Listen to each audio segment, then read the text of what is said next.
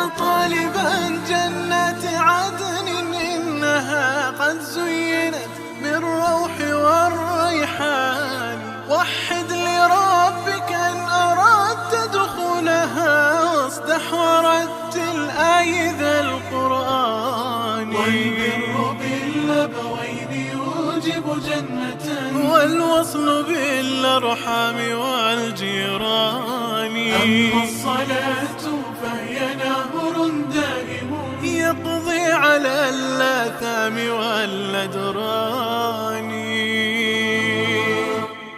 أسبغ وضوءك إن قصدت نعيمها، وابذل لمالك يا أخا الإيمان.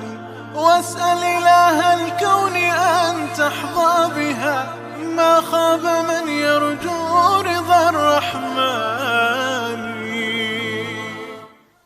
الحمد لله وحده، وأصلي وأسلم على من لا نبي بعده. مرحبا بكم أيها المشتاقون إلى جنات النعيم ومع موجبات الجنة. والحديث عن الجنة حديث يطير بالأرواح شوقا، ويجعل القلوب تطمئن والعيون تقر. اللهم أدخلنا الجنة بلا حساب. إليكم موجب من موجبات الجنة. إن لله، هذا حديث صحيح، إن لله 99 اسما 100 إلا واحدا، من أحصاها دخل الجنة. الله أكبر. إن إحصاء أسماء الله الحسنى يوصل إلى جنات النعيم. والله يقول في كتابه: ولله الأسماء الحسنى فادعوه بها. ليس المراد أن نضع الأسماء الله الحسنى في لوحة جميلة ونعلقها في غرفة أو في الصالة، ليس هذا المراد. المراد أن تحفظها، أن تعدها، أن تعرف معناها، أن تثني على الله بها، أن تدعو الله بها. فإذا قلت يا رزاق لديك ثقة وطمأنينة إلى أن الرزاق يرزقك. يا رحيم، الرحمن يرحمك. يا جبار، الجبار يجبر صدعك وكسر قلبك. ولذلك الذين يعرفون الله بأسمائه جل وعلا ويسألون الله بها هم أسعد الناس، أسعد الناس بالجنة، لأنهم عندما حفظوها وعدوها ووثقوا بأنهم إذا سألوا المنان من سبحانه وتعالى وأعطى. إنه الوهاب يهب، لا يشكون وهم يعرفون ربهم. جميل وأن نحن نرفع الأكف إلى الله بالدعاء، أن تسأل الله بأسمائه، بدل أن تقول اللهم اغفر لي، قل يا غفور، يا رحمن، يا رحيم، يا منان، يا كريم، يا وهاب، يا شكور، يا ملك، يا قدوس. وهكذا كلما كنت تعرف ربك كنت تثني على الله قبل أن تسأله بأسمائه الحسنى وصفاته العلى. أعيد: إن لله 99 اسما من أحصاها دخل الجنة. ولذلك في دعائنا: اللهم إني أسألك بكل اسم هو لك سميت به نفسك، أو أنزلته في كتابك، أو علمته أحدا من خلقك، أو استأثرت به في علم الغيب عندك، أن تجعل القرآن ربيع قلبي، نور صدري، جلاء حزني، ذهاب همي وغمي. لاحظ، أنت تسأل الله بالأسماء التي تعرفها والتي لا تعرفها، لأن 99 اسما ليست كل هذه هي الأسماء، هناك أسماء لا نعرفها. لكن عليك بحفظ 99 التي ورد في فضلها أن جائزة من سأل الله بها أدخله الجنة.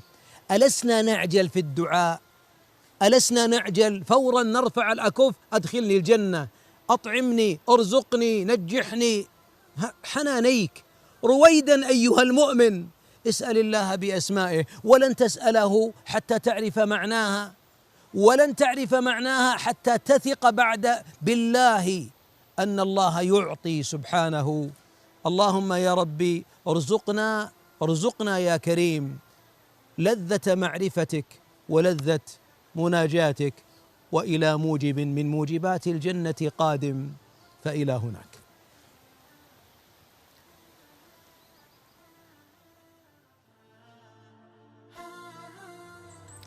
الحمد لله.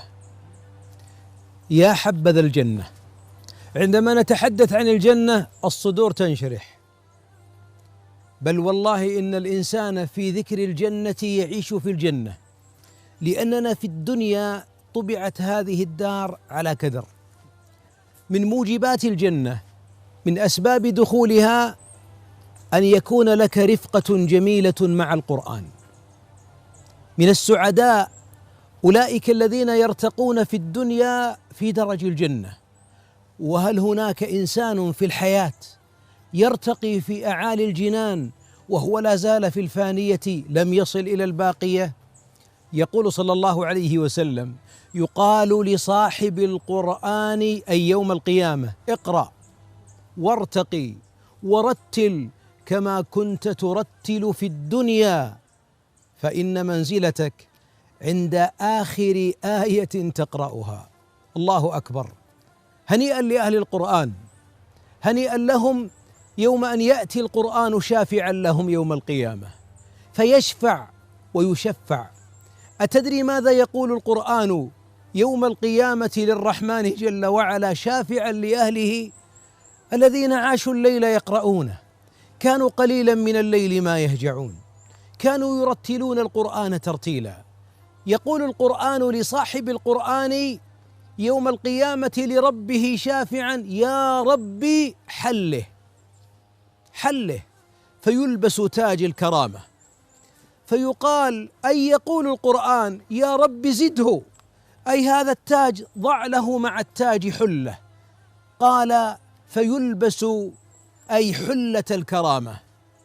ثم يقول: يا ربي ارضى عنه، فيزداد الله به رضا أو عليه رضا، فيقال له أي بعد الرضا: اقرأ وارتق، ويعطى بكل آية حسنة، والحديث صحيح.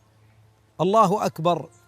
هنيئا لأهل القرآن، إنهم السعداء، إنهم يعيشون جنة قبل الجنة. أين أنت من قرآنك يا مؤمن بعد رمضان؟ أين دوي القرآن في بيتك أيها المؤمن وأنت أيتها المؤمنة؟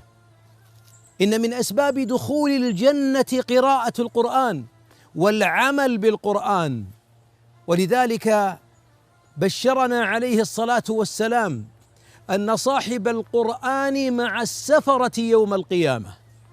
أتدري ما معنى السفرة؟ إنهم الملائكة. صاحب القرآن مع السفرة الكرام البررة. الله أكبر. هنيئا للذين يقرؤون القرآن كما أنزل، يقرؤون القرآن غضا طريا، يرتلونه آناء الليل وأطراف النهار. إنهم في سعادة، إنهم والله في جنة مع السفرة الكرام البررة. وأبشرك يا من تتتعتع في القرآن، البعض يقول: يا شيخنا والله أتمنى أن أكون ماهرا حتى أكون مع السفرة الكرام البررة، لكنني لا أحسن، لكن لساني به ثقل وعجمة. نقول له: واصل تلاوة القرآن. ففي نهاية الحديث ماذا قال عليه الصلاة والسلام: والذي يقرأ القرآن ويتعتع فيه وهو عليه شاق له أجران، والحديث متفق على صحته.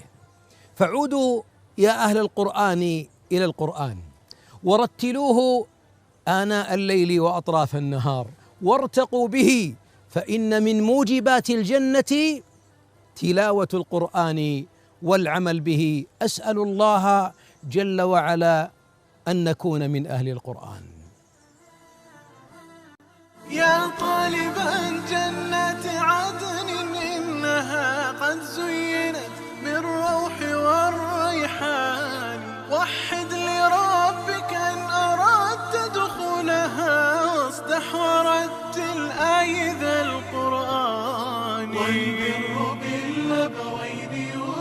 جنة والوصل بالأرحام والجيران. أما الصلاة فهي